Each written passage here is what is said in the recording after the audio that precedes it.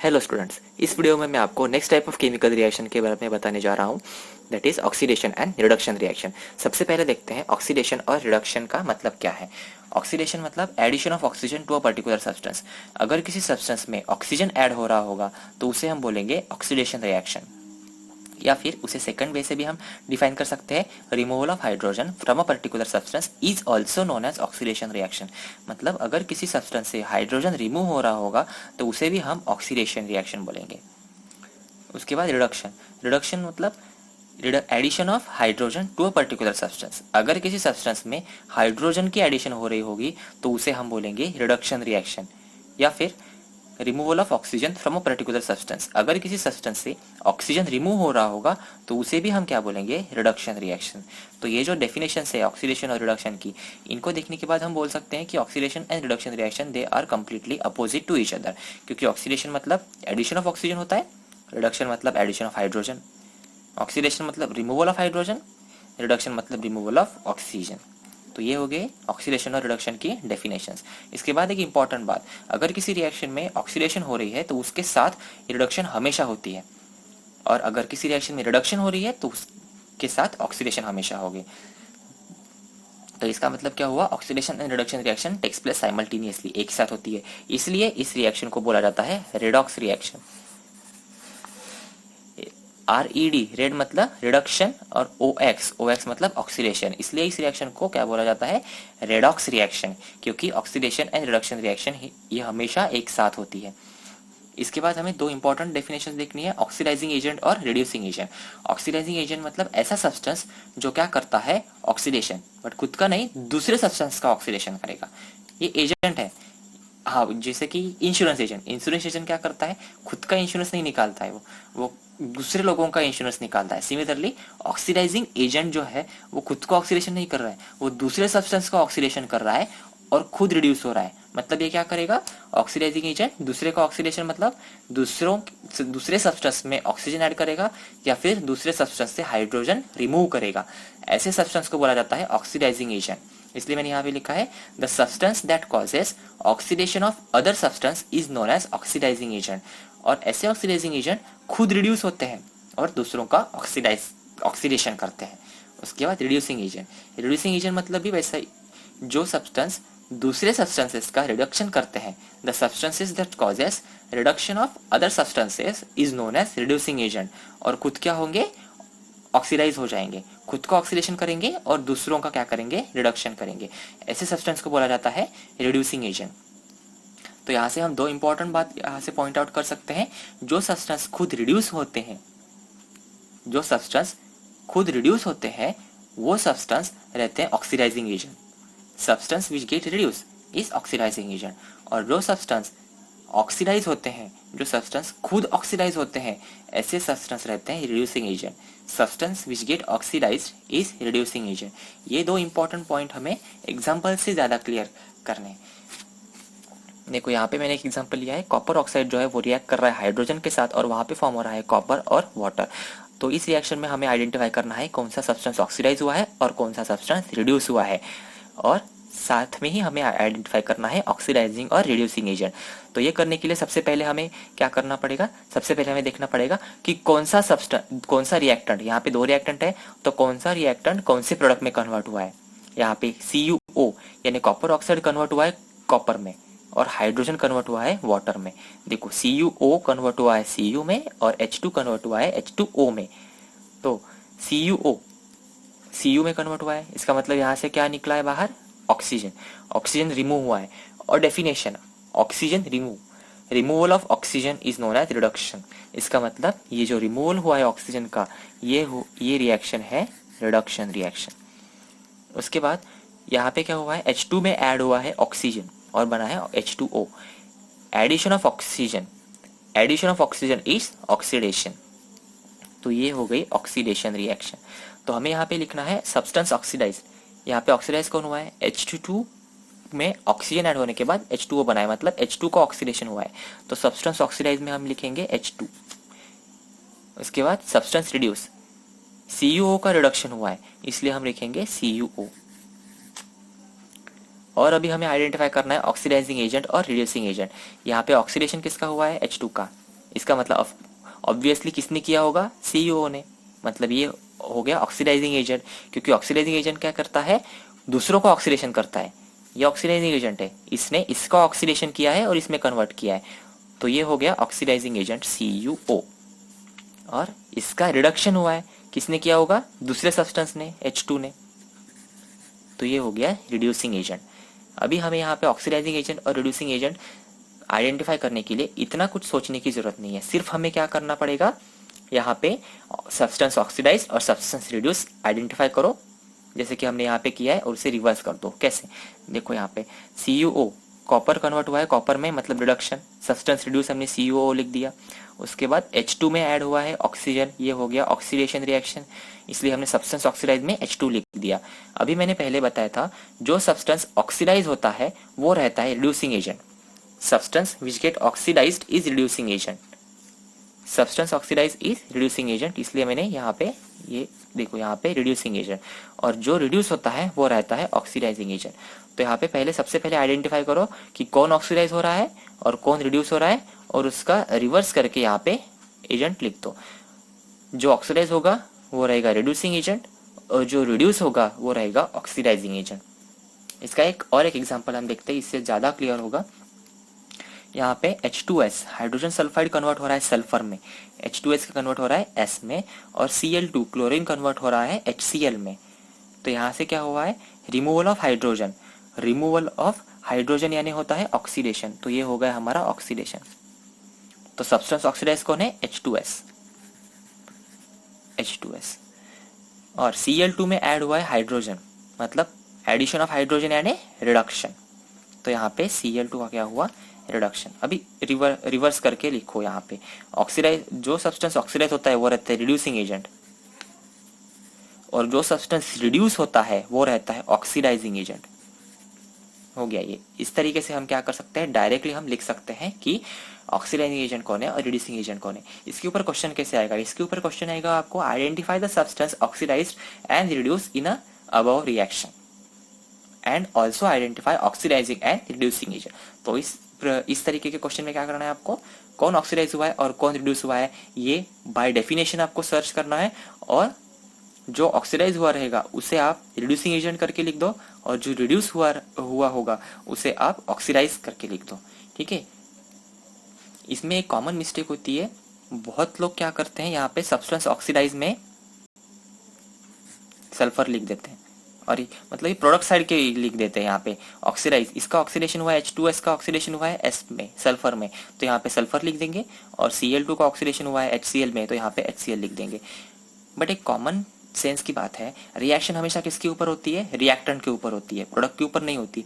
Reactant के ऊपर reaction होती है और प्रोडक्ट फॉर्म होता है, तो यहाँ पे ऑक्सीडेशन रिडक्शन भी किसका होगा, रिएक्टेंट का ही होगा, तो हमें यहाँ पे रिएक्टेंट ही लिखने हैं, प्रोडक्ट नहीं। तो यहाँ पे आपको आंसर लिखते समय प्रोडक्ट साइड पे ध्यान देना ही नहीं है, डायरेक्टली प्रोडक्ट साइड की जो है वो यहाँ पे लिखने ही नहीं है, डायरेक्टली आप क्या लिखने हैं, रिएक्टेंट साइड के ही सब्सटेंसेस केमिकल्स यहाँ पे लिखने हैं। उसके बाद और एक एग्जांपल यहाँ पे मैं दे रहा हूँ, ये मैंगनीज डाइऑक्साइड का कन्वर्शन हुआ है कन्वर्शन हुआ है मैंगनीज डाइक्लोराइड में, और हाइड्रोक्लोरिक एसिड का कन्वर्शन हुआ है क्लोरीन में। तो यहाँ पे हमें सब्सटेंस ऑक्सीडाइज और सब्सटेंस रिड्यूस यहाँ पे देखना है। तो यहाँ पे देखो MnO2 से बना है MnCl2, मतलब removal of oxygen, removal of oxygen यानी रिडक्शन। उसके बाद HCl का कन्वर्ट हुआ है Cl2 में, यहाँ पे हाइड्रोजन था, यहाँ पे हाइड्रोजन नहीं है, मतलब हाइड्रोजन क्या हुआ है, रिमूव हुआ है, यानी रिमूवल ऑफ हाइड्रोजन यानी ऑक्सीडेशन। तो ऑक्सीडेशन किसका हुआ है, HCl का, ऑक्सीडेशन हुआ है HCl का। उसके बाद रिड्यूस कौन हुआ है, MnO2। अभी इसका रिवर्स करके लिखो, जो ऑक्सीडाइज हुआ है वो है रिड्यूसिंग एजेंट, और जो रिड्यूस हुआ है वो है ऑक्सीडाइजिंग एजेंट।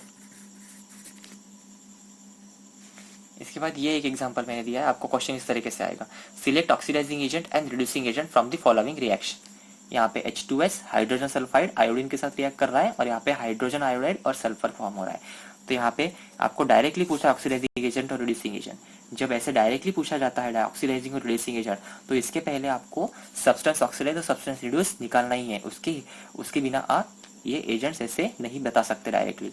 तो H2S का क्या हुआ है, H2S का क्या हुआ है, S में कन्वर्ट हुआ है और I2 का कन्वर्ट हुआ है HI में। तो यहाँ पे H2S से S बना है, मतलब removal of hydrogen. Removal of hydrogen यानी ऑक्सीडेशन, रिमूवल ऑफ हाइड्रोजन यानी ऑक्सीडेशन। तो सब्सटेंस ऑक्सीडाइज्ड कौन हो गया, सब्सटेंस ऑक्सीडाइज्ड कौन हो गया, H2S। उसके बाद I2 का कन्वर्शन हुआ है HI में, मतलब addition of hydrogen. Addition of hydrogen यानी रिडक्शन। तो सब्सटेंस रिड्यूस कौन हुआ है, I2। तो यहाँ इसका इन्वर्स कर दो, जो भी सब्सटेंस ऑक्सीडाइज है वो रहेगा रिड्यूसिंग एजेंट, और जो सब्सटेंस रिड्यूस है वो रहेगा ऑक्सीडाइजिंग एजेंट। इसलिए इस रिएक्शन में ऑक्सीडाइजिंग एजेंट कौन है, I2, और रिड्यूसिंग एजेंट है H2S। इसके बाद ऑक्सीडेशन और रिडक्शन का एक और डेफिनेशन है। ऑक्सीडेशन मतलब होता है addition of non metal and removal of metal. अगर किसी सब्सटेंस में नॉन मेटल ऐड हो रहा है या फिर मेटल रिमूव हो रहा है तो उस रिएक्शन को हम बोलेंगे ऑक्सीडेशन रिएक्शन। और रिडक्शन, एडिशन ऑफ मेटल, अगर किसी सब्सटेंस में मेटल ऐड हो रहा है या फिर नॉन मेटल रिमूव हो रहा है तो उस रिएक्शन को भी हम बोलेंगे रिडक्शन रिएक्शन। ये क्लियर करने के लिए मैंने यहाँ पे दो एग्जांपल लिए हैं।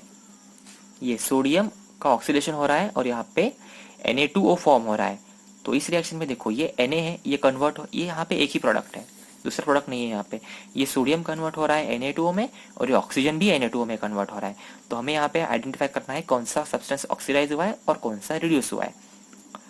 Na से हुआ है Na2O, मतलब एडिशन ऑफ ऑक्सीजन, मतलब ये हो गया ऑक्सीडेशन रिएक्शन।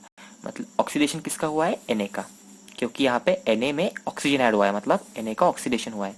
तो यहाँ पे Na। उसके बाद रिड्यूस, रिड्यूस कौन हुआ है वो हमें देखना है। ऑक्सीजन का हुआ है Na2O, मतलब यहाँ पे एडिशन ऑफ मेटल हुई है, और हमें डेफिनेशन क्या थी, एडिशन ऑफ मेटल यानी रिडक्शन। तो मतलब ये हो गया रिडक्शन रिएक्शन, रिडक्शन रिएक्शन। तो रिडक्शन किसका हुआ है, O2 का। फिर इसका रिवर्स करके लिखो यहाँ पे, सब्सटेंस ऑक्सीडाइज्ड मतलब रिड्यूसिंग एजेंट Na, और जो रिड्यूस होता है वो रहता है ऑक्सीडाइजिंग एजेंट। इस तरह से हम क्या कर सकते हैं, यहाँ पे भी आइडेंटिफाई कर सकते हैं। इसके बाद ये सेकंड एग्जांपल, यहाँ पे कॉपर लिया है, इसको ऑक्सीजन के साथ रिएक्शन मतलब ऑक्सीडेशन किया है, और यहाँ पे बना है कॉपर ऑक्साइड। तो यहाँ पे देखो कॉपर कन्वर्ट हुआ है CuO में, Cu में ऐड हुआ है ऑक्सीजन, मतलब ये हो गया ऑक्सीडेशन रिएक्शन, मतलब सब्सटेंस ऑक्सीडाइज कौन है, Cu। उसके बाद ऑक्सीजन में ऐड हुआ है कॉपर, मतलब मेटल ऐड हुआ है, और एडिशन ऑफ मेटल को बोला जाता है रिडक्शन। तो ये कौन सी रिएक्शन हो गई, रिडक्शन रिएक्शन। तो सब्सटेंस रिड्यूस कौन है, O2। तो यहाँ पे फिर से हम क्या करेंगे, रिवर्स करके यहाँ पे लिखेंगे, जो सब्सटेंस ऑक्सीडाइज होता है वो रहता है रिड्यूसिंग एजेंट, और जो सब्सटेंस रिड्यूस होता है वो रहता है ऑक्सीडाइजिंग एजेंट। तो इस तरह से हम क्या कर सकते हैं, ये आइडेंटिफाई कर सकते हैं। तो अभी यहाँ पे बहुत सारी डेफिनेशंस हो गई है ऑक्सीडेशन और रिडक्शन की। तो हम ये तो क्वेश्चन ऑब्वियसली आपके मन में आएगा कि इसमें से हम ध्यान में कौन सी रखें, कौन सी डेफिनेशन हम यूज करें to identify oxidizing and reducing agent. तो आप ये जो डेफिनेशंस है ऑक्सीजन और हाइड्रोजन के एडिशन और रिमूवल, यही डेफिनेशंस आप सबसे पहले याद रखो, और इसी डेफिनेशन को यूज करके आप जो रिएक्शन आपको दी जाएगी उसमें से आइडेंटिफाई करो कि कौन सा सब्सटेंस ऑक्सीडाइजिंग एजेंट है और कौन सा रिड्यूसिंग एजेंट है। और ये डेफिनेशन यूज करने के बाद भी अगर नहीं आ रहा है तो मेटल एंड नॉन मेटल वाले डेफिनेशन का यूज करो, ठीक है। ये हो गया कंप्लीट ऑक्सीडेशन और रिडक्शन रिएक्शन। तो इसके बाद हमें पढ़ना है कि ऑक्सीडेशन रिएक्शन जो होती है उसका हमारे एवरीडे लाइफ में क्या इफेक्ट पड़ता है। तो इसका हमें दो इफेक्ट पढ़ने हैं। ऑक्सीडेशन के दो इफेक्ट जो है हमारे डेली लाइफ में जो हम देखते हैं वो हमें यहाँ पे पढ़ने हैं, करोजन और रैंसिडिटी। करोजन यानी क्या, करोजन आपने बहुत बार देखा है, जब भी कोई मेटल बहुत सालों तक या बहुत दिनों तक बिना पेंट किए अगर हमने वैसे ही रख दिया, आयरन मेटल फॉर एग्जांपल हमने ऐसे ही रख दिया बहुत सालों तक, उसे पानी वगैरह लगा तो क्या हो जाता है, वो रस्ट हो जाता है। तो वो ही क्या है, करोजन है, उसे ही करोजन बोला जाता है। इस रिएक्शन में क्या होता है, जो कुछ भी मेटल का सरफेस रहेगा उस मेटल के सरफेस के ऊपर ऑक्सीजन की रिएक्शन होगी, क्योंकि ये करोजन मतलब ऑक्सीडेशन ही है। तो उस मेटल सरफेस के ऊपर क्या होगा, ऑक्सीजन की रिएक्शन होगी और मॉइस्चर यानी जो एयर में वाटर कंटेंट रहेगा उसकी भी उसके साथ रिएक्शन होगी और वहां पे उसका ऑक्सीडेशन होने के बाद वहां पे ऑक्सीडेशन प्रोडक्ट फॉर्म होंगे, जिसके वजह से वो मेटल क्या हो जाता है, खराब हो जाता है। तो इसलिए उसे बोला जाता है gradual eating up of a metal by the action of air and moisture. For example ये है एक मेटल है, फॉर एग्जांपल हम यहाँ पे लेते हैं आयरन मेटल। इसका आयरन मेटल का सरफेस है, इसके सरफेस ये सरफेस कांटेक्ट में आया एयर और मॉइस्चर के, ये एयर और मॉइस्चर के कांटेक्ट में आ रहा है, जिसकी वजह से क्या होगा, वहाँ पे उसका ऑक्सीडेशन होगा और वहाँ पे आयरन ऑक्साइड फॉर्म होगा। ये जो आयरन ऑक्साइड प्रोडक्ट रहता है उसे हम बोलते हैं रस्ट। ये जो रस्ट है ये रेड कलर की फ्लेकी सब्सटेंस रहता है, वो क्या होता है, ये रस्ट क्या हो जाएगी, वो नीचे गिर जाएगी और जो इनर सरफेस है मेटल का, वो इनर सरफेस मेटल का क्या हो जाएगा, फिर से एक्सपोज हो जाएगा एटमॉस्फेयर को, जिसके वजह से वो फिर से एयर के कांटेक्ट में आएगा, फिर से मॉइस्चर के कांटेक्ट में आएगा और वो फिर से क्या हो जाएगा, वो खराब होना स्टार्ट हो जाएगा। इसलिए पूरा मेटल धीरे धीरे क्या हो जाएगा, खराब हो जाएगा। तो इसलिए हमने बोला है कि gradual eating up of a metal by the action of air and moisture. तो अलग अलग मेटल का जो है वो करोजन क्या है अलग अलग तरीके से हो सकता है। कोई मेटल ऐसे होते हैं जिनका करोजन जो है वो फास्ट होता है और कोई मेटल ऐसा है जिनका करोजन जो है वो होता ही नहीं है। तो हमें नेक्स्ट जो चैप्टर है मेटल एंड नॉन मेटल, वहाँ पे पढ़ना है डिटेल अलग अलग मेटल का करोजन कैसे होता है। तो यहाँ पे आपको दिया है सिर्फ आयरन का करोजन। आयरन के करोजन को एक स्पेसिफिक वर्ड है, उसे बोला जाता है रस्टिंग। दूसरे मेटल के करोजन को हम रस्टिंग नहीं बोलते, आयरन के मेटल के करोजन को ही हम क्या बोलते हैं, रस्टिंग बोलते हैं। क्या होता है, आयरन मेटल है, उसकी रिएक्शन होती है ऑक्सीजन के साथ और वाटर के साथ, जिसके वजह से वहां पे ये आयरन ऑक्साइड प्रोडक्ट फॉर्म होता है, आयरन ऑक्साइड, जिसे बोला जाता है रस्ट। और ये जो रस्ट होता है वो रेड फ्लेकी कलर का सब्सटेंस रहता है, जो मैंने अभी यहाँ पे बताया, जो यहाँ पे अडेर होके चिपक के नहीं रहता, वो क्या हो जाता है, नीचे गिर जाता है। वो उस सब्सटेंस से रस्ट फॉर्म होने के बाद वो नीचे गिर जाएगी, इनर सरफेस जो है वो एटमॉस्फेयर को एक्सपोज होगा और वो फिर से क्या हो जाएगा, रस्ट होना स्टार्ट हो जाएगा। अब ये जो रिएक्शन है मैंने यहाँ पे लिखी है, यहाँ पे जो ये x लिखा है वो x का मतलब 1 2 3 4 कुछ भी हो सकता है। ये x डिनोट करता है नंबर 1 2 3 4 और ये है रस्ट की केमिकल रिएक्शन। ये हो गया करोजन। उसके बाद हम देखते हैं रेंसिडिटी। जो भी फूड रहता है, फूड किस में प्रिपेयर करते हैं, ऑयल्स एंड फैट्स में। तो ये फूड अगर बहुत दिन तक हमने वैसे ही रखा तो ये जो फूड में ऑयल्स एंड फैट्स रहते हैं, वो ऑयल्स एंड फैट क्या होते हैं, ऑक्सीजन के साथ रिएक्ट करते हैं, ऑक्सीडेशन करते हैं खुद का और वहाँ पे ऑक्सीडेशन प्रोडक्ट फॉर्म होंगे। ये जो कुछ भी ऑक्सीडेशन प्रोडक्ट वहाँ पे फॉर्म होंगे उनकी स्मेल जो है वो अनप्लीजेंट रहती है, उनकी टेस्ट भी खराब रहती है। क्या हुआ है यहाँ पे, जो भी ऑयल्स एंड फैट्स प्रेजेंट रहते हैं फूड में, वो एयर के ऑक्सीजन के साथ रिएक्ट कर रहे हैं और वहां पे ऑक्सीडेशन प्रोडक्ट फॉर्म कर रहे हैं। ये जो प्रोडक्ट फॉर्म हो गए उनकी स्मेल जो रहती है और टेस्ट जो रहती है वो अनप्लीजेंट रहती है, खराब रहती है, जिसकी वजह से फूड क्या हो जाता है, स्पॉइल हो जाता है। तो रेंसिडिटी मतलब ये क्या हुआ, ऑक्सीडेशन ही हुआ, किसका, फूड में जो ऑयल्स एंड फैट प्रेजेंट है उनका। रेंसिडिटी की वजह से क्या होता है, फूड मटेरियल स्पॉइल हो जाते हैं। तो रेंसिडिटी को अगर हम डिफाइन करेंगे तो कैसे करेंगे, rancidity is a condition which is produced by oxidation of the oils and fat which is present in the food is called as rancidity. अभी इस रेंसिडिटी को प्रिवेंट कैसे करें, रेंसिडिटी को प्रिवेंट करने के लिए हम फूड मटेरियल में एंटीऑक्सीडेंट ऐड कर सकते हैं। एंटीऑक्सीडेंट मतलब ऑक्सीडेशन के अगेंस्ट। कुछ सब्सटेंस ऐसे रहते हैं जो ऑक्सीडेशन नहीं होने देते, उन सब्सटेंस को बोला जाता है एंटीऑक्सीडेंट। तो अगर हम किस फूड मटेरियल में एंटीऑक्सीडेंट ऐड करें तो वो क्या करेंगे, ऑक्सीडेशन नहीं होने देंगे, क्योंकि वो एंटीऑक्सीडेंट खुद रिड्यूसिंग एजेंट रहते हैं, वो क्या कर देंगे, रिडक्शन कर देंगे और ऑक्सीडेशन नहीं होने देंगे वहां पे, और जो फूड है वो क्या नहीं होगा, ऑक्सीडाइज नहीं होगा, खराब नहीं होगा। जो कॉमन एंटीऑक्सीडेंट जो है उस BHT और BHA, वो मैंने आपके नोट्स में आपको लिख के दी है उनके नाम। उसके बाद सेकंड जो है वो है पैकिंग इन नाइट्रोजन गैस। अगर हम फूड को पैक करें नाइट्रोजन गैस में, nitrogen gas unreactive nitrogen gas में अगर हम उसे पैक करें तो वो फूड जो है वो ऑक्सीजन के कांटेक्ट में नहीं आएगा और उसका क्या नहीं होगा, ऑक्सीडेशन नहीं होगा और फूड रैंसिड नहीं होगा। उसके बाद रेफ्रिजरेटर में अगर हम फूड रखते हैं तो रेफ्रिजरेटर का टेम्परेचर कम होने की वजह से वहां पे ऑक्सीडेशन रिएक्शन का जो स्पीड है, जो रेट है वो क्या हो जाएगा, स्लो हो जाएगा, जिसकी वजह से फूड ज़्यादा दिन के लिए क्या वहाँ पे क्या हो सकता है, स्टोर हो सकता है बिना ऑक्सीडाइज हुए। उसके बाद storing in air tight container, अगर हम फूड को स्टोर करें एयर टाइट कंटेनर में तो वहाँ पे वो फूड ऑक्सीजन के कांटेक्ट में आने के चांसेस क्या हो जाएंगे, कम हो जाएंगे, जिसकी वजह से ज़्यादा दिन तक क्या हो सकता है, फूड स्टोर होगा कहाँ पे, उसमें स्टोर होगा, और फूड जो है वो रैंसिड नहीं होगा, खराब नहीं होगा। तो ये जो दो एग्जांपल्स है, करोजन और रैंसिडिटी, ये कॉमन एग्जांपल्स है जो हम डे टू डे लाइफ में देखते हैं। ऑक्सीडेशन के कॉमन एग्जांपल्स है ये दोनों। और इसी टॉपिक से हमारा ये चैप्टर जो है वो क्या हो रहा है, यहाँ पे खत्म हो रहा है।